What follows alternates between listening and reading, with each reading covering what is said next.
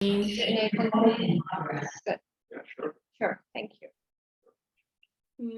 Before we start, I wanted to ask if I can have the poll option available, so I can create the poll for until the end. Yeah. But Can you do it? Yeah, I think so. Yeah. Yeah.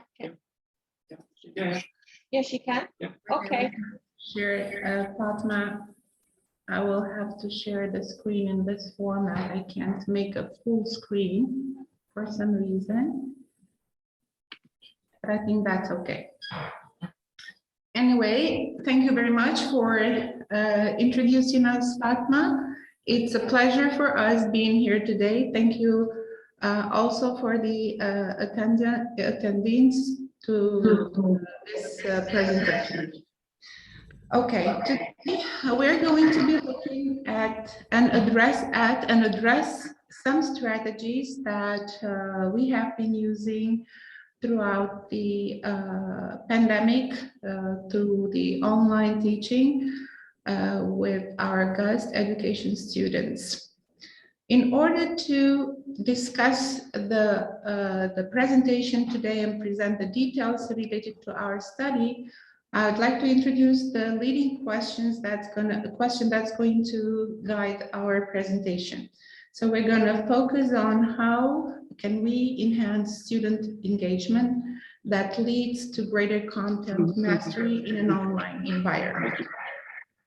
We thought of dividing this presentation into three main sections that will focus. The first one will focus on the concept of active learning, the characteristics of active learning strategies, and then finally we will discuss the results and conclusion drawn from this study. Now I'm going to go ahead and pass it over to the co-author of this paper, Rina Halimi. Good morning, ladies and gentlemen. It is a pleasure being here today.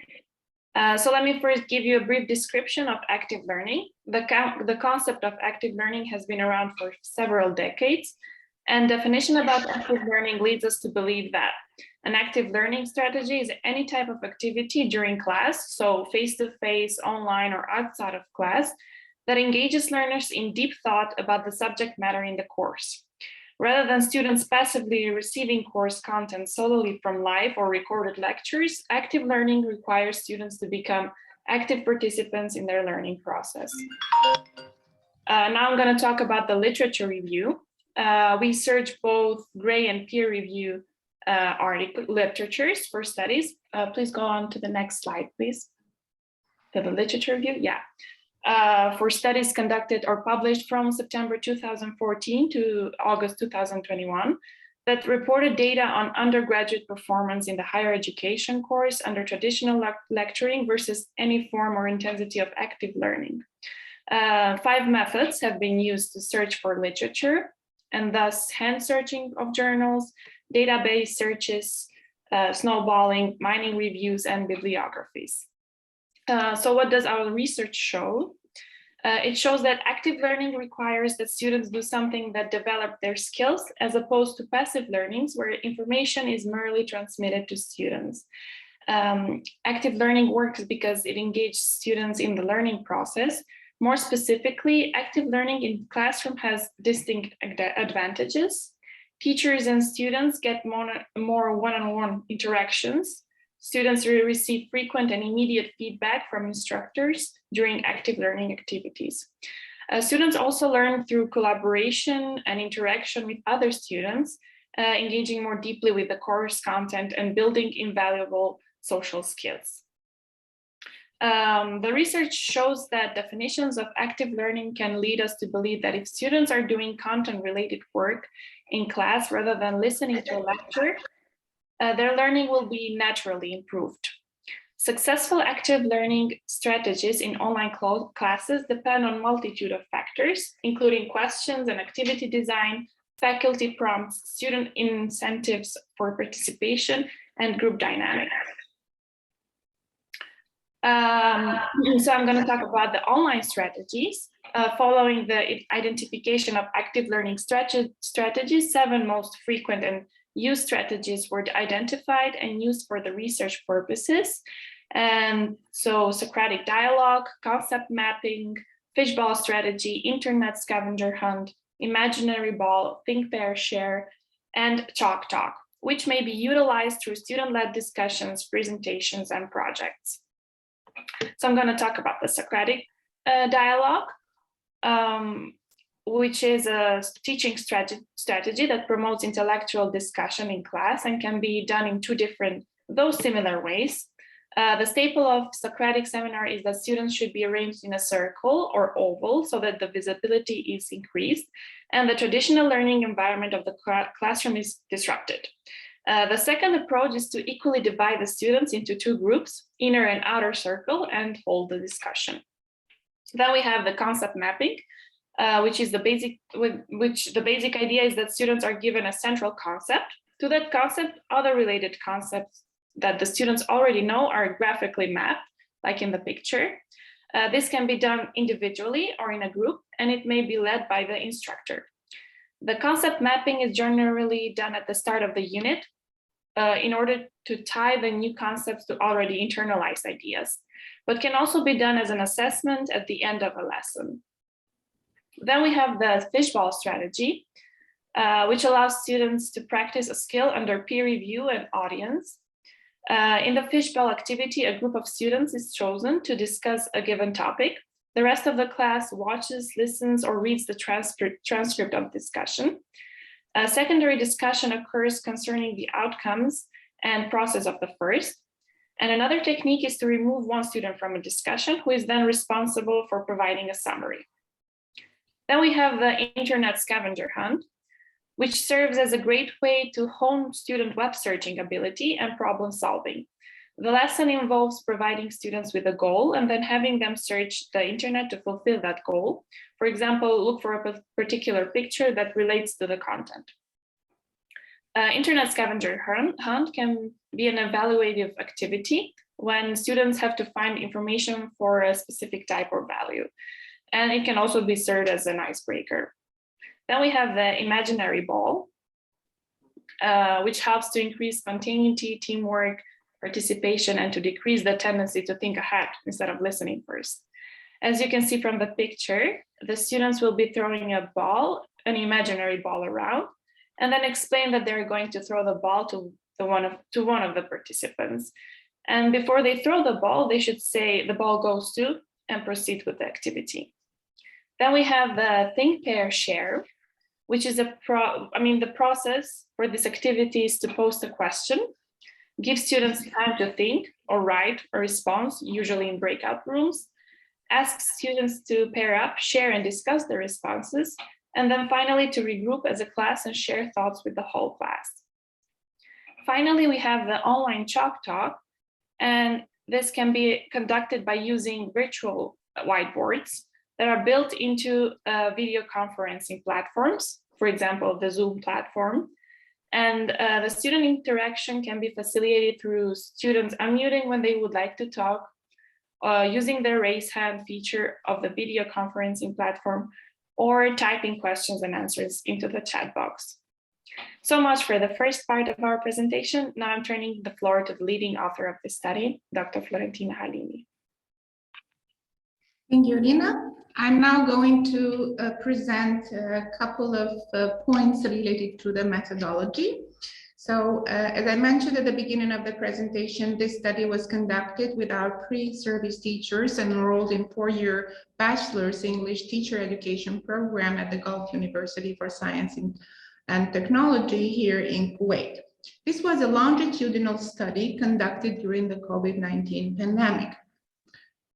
In order to understand students' perceptions and feelings about the active learning strategies used during the online learning, we used an adopted version of the students' response to instructional practice, which was employed as a first phase of our research in order to collect quantitative data. In addition to this, we also used grouped interviews as a phase 2 of our study, in which we wanted to generate more responses to the students' impression, feelings, and experiences with the active learning strategies used in the online classes.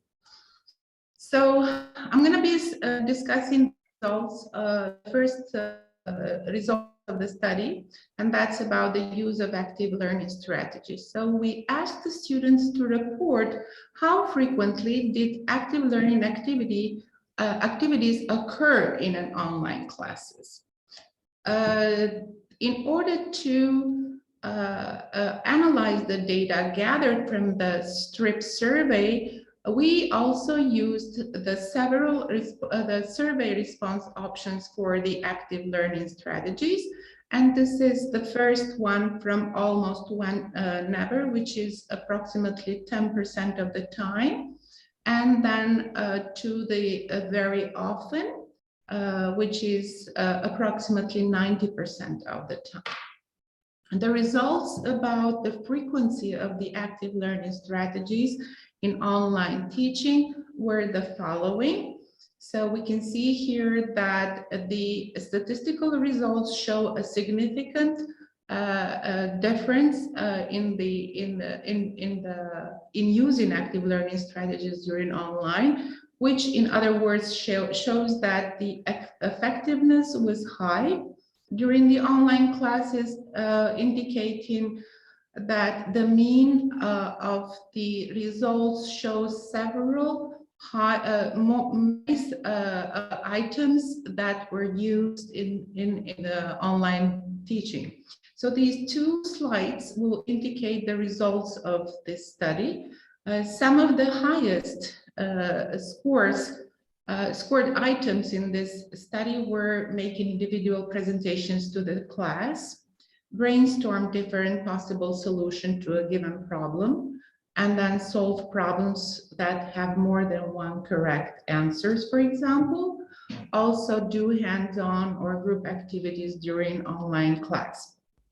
In addition to the active learning strategies, we also asked the students to report on the way they were engaged during the online classes. So we decided to use the 4 categories of the STRIP instrument to analyze the responses in this research. So the first category was focused on how students value the activities. Then we moved on to analyze their attitudes toward the activities, their level of participation, and whether if they got distracted during the activities that were implemented in an online setting. So following the STRIP survey response options, we used these, the first response option, which is never, to the highest response option, which is very often, considering that their engagement and participation was more than once per week. Following the STRIP results, the first category of student engagement analysis reported high, significant results, or in other words, they valued the active learning strategies highly because the mean score for the items related to the value were very high, such as I felt the time used for the activity was beneficial. I saw the value in the activity, and I felt the effort it took to do the activity was worthwhile. All indicated high mean score for the items related to the value. Moving on to positivity. We asked the students to report how did they feel about the instruction during online class and how did they participate while the activities were practiced in the online classes. Again, students reported very high attitude, a positive attitude toward the instruction. They indicated that they felt positively toward the instructors, also felt the instructor had the best interest in their mind, and also, as we can see, they enjoyed the activities based on the very high mean scores for each item.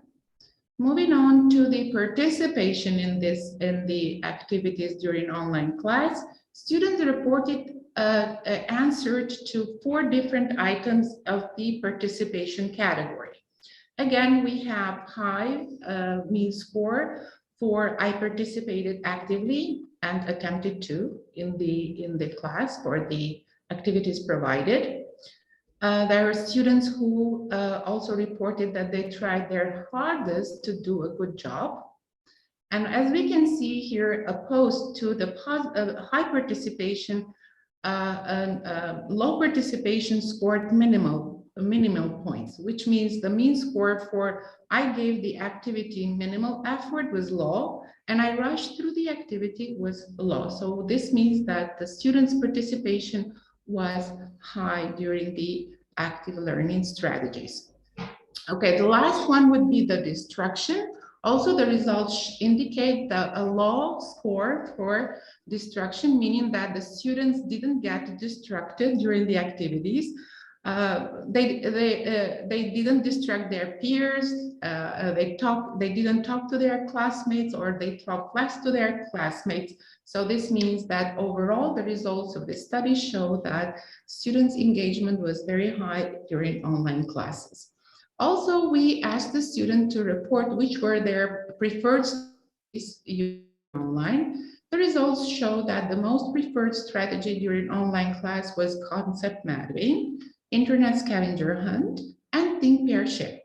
In addition, we also asked the students for during the interviews to provide us with some comments related to their feelings about the learning experience during online learning. And we had three categories or 3 types of responses: positive comments, we had negative comments as well, in which students also mentioned that some of them would prefer to have traditional method rather than active learning strategies used during online classes. And conditional, well, students would also suggest and recommend how would a strategy work best during online classes.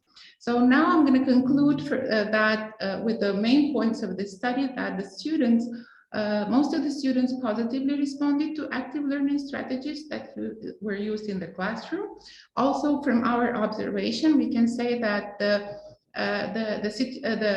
implementing the strategies is not easy during online, but it's worth of it because it requires the student to participate and also provide opportunities to greater content mastery in online classes. I'm going to conclude this presentation with a note that we received from our students at the end of the semester, a thank you note for all the hard work we have been doing throughout the semester, which shows that our pre-service teachers have learned a lot with the online strategies, active learning strategies, and hoping that they would implement the strategies in their future career as a teacher. So I thought to share some of the references that we have used for this study, and then we will try, if we have time, Fatma, to share the poll. You have 2 minutes. 2 minutes time. Okay, we'll try. We're not sure if that's going to work because we're going to be using the Slido, but we're not really sure if that's going to work now. Or maybe, Rina, how is it working from your side? I don't have the option for it to. Unfortunately, Fatma, this we were not expecting, because I was trying to.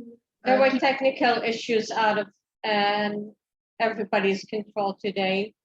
Yes. And yeah, and it's okay. I mean, okay. But then, very interesting topic, and no, I would like to thank you personally for, bringing this topic up and showing how our students were contributing during the total lockdown and how they were engaged in our university. Thank you.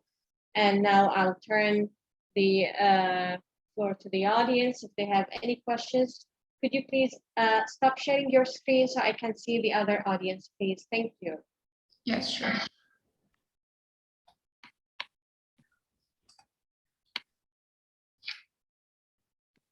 Any questions? Because the presentation was well presented and structured very well. I do have questions, especially that given the fact that we know that Kuwait had the longest lockdown, are you interested in doing a post study after this to see the results of those strategies are being applicable on site, since we are back now on schools? Yes, definitely. These would be the strategies that we are aiming to implement on campus in face-to-face interaction. And also we're aiming to compare groups of students or classrooms that they are in which traditional teaching is implemented, and compare the results in which traditional classes are running with those in which active learning is implemented. So we were interested to see the differences of the results and students' impressions, students' experiences in these two types of instructions. Thank you, Dr.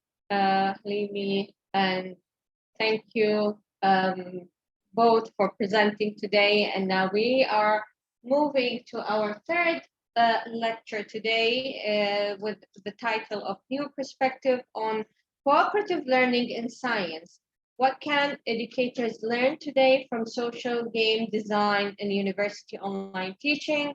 The presenters are from Switzerland and Germany. From Switzerland, Rina Schelmes, and from the University of Applied Science of Gerson, and Tobas Schulman from Technical University of Applied Sciences and Art in Germany. Welcome.